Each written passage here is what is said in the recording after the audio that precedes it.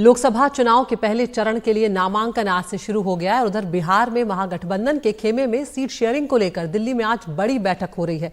RJD की ओर से राज्यसभा के सांसद मनोज झा और संजय यादव शामिल हैं। कांग्रेस और लेफ्ट के नेता भी इसमें शामिल हैं।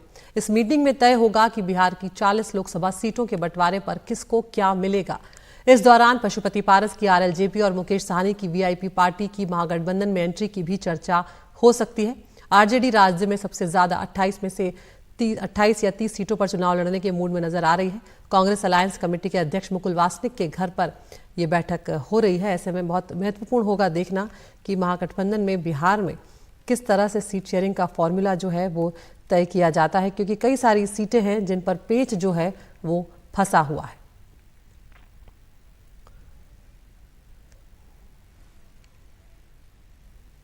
तो महागठबंधन में जो सीट बंटवारा है, किन किन सीटों पर पेच फंसा है वो भी आपको बता देते हैं। बक्सर है, औरंगाबाद है, मोतिहारी है, पूर्वी चंपारण जो होती है, मुजफ्फरपुर की सीट है, जहानाबाद की सीट है, बेगूसराय जिस पर पिछली बार कन्हैया कुमार को लेफ्ट पार्टी ने उतारा था, वहां पर गिरिराज सिंह जीते थे। तो इस तरह की कई जगह हैं जिन पर अलग अलग दावा जो है वो, चाहे वो आरजेडी हो चाहे वो कांग्रेस है, वो करते हुए नजर आ रहे हैं।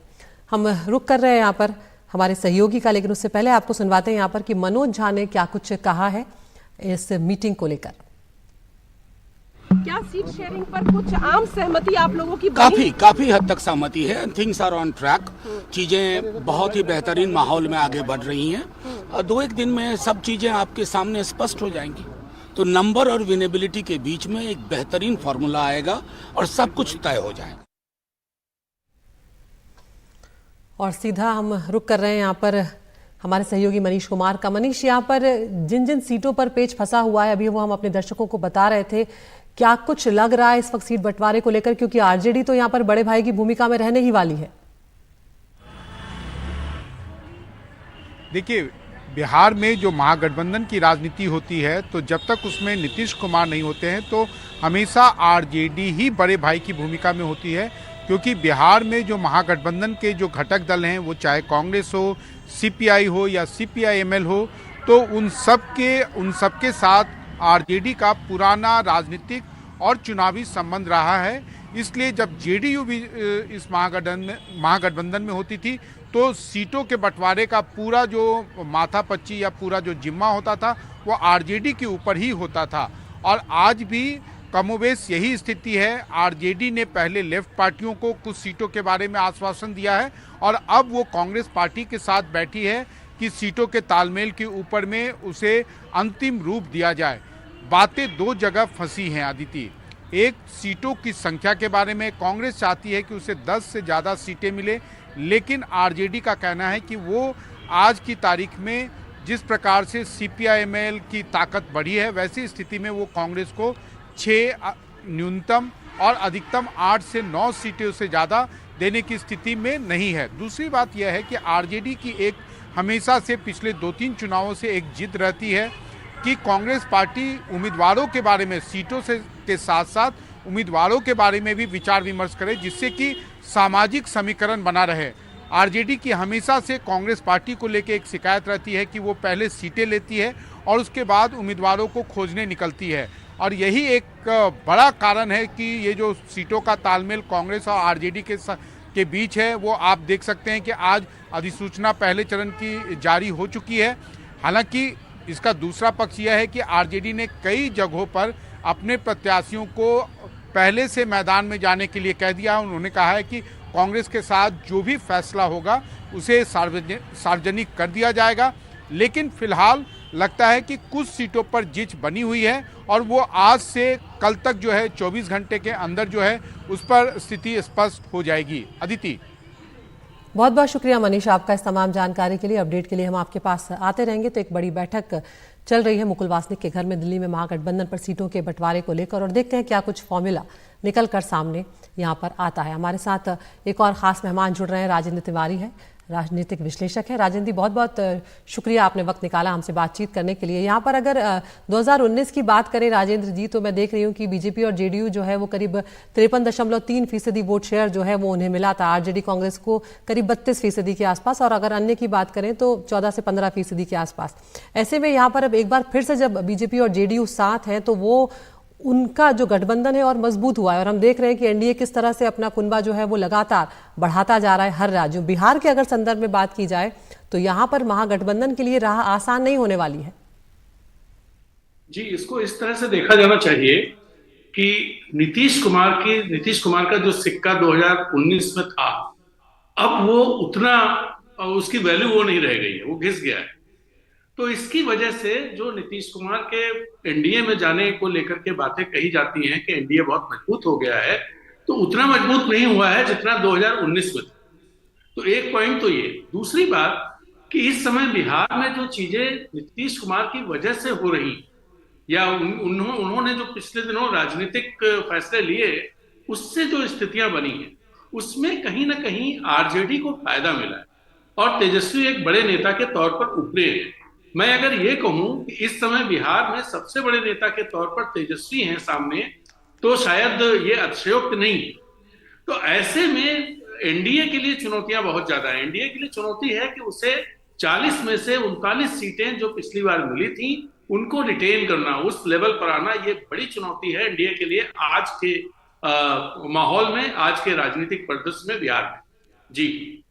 जी, काफी दिलचस्प बात आपने राजेंद्र यहाँ पर कही है, लेकिन यहाँ पर हमें मैं अगर बीजेपी की रणनीति को हम लोग देखते हैं तो वहां पर जिस तरह से वो बूथ पर जाकर काम करते हैं, संगठन के स्तर पर जिस तरह से वो बिल्कुल निचले स्तर से शुरू करते हैं जाकर, तो ऐसे में अगर तेजस्वी यादव ने जिस तरह से अभी एक माहौल बनाया है उस मोमेंटम को वो वोटों में तब्दील कर पाए, ये भी चुनौती होगी। और जब सहयोगियों को साथ लेकर चलना पड़ता है तब वहां पर वो आसान नहीं होता है।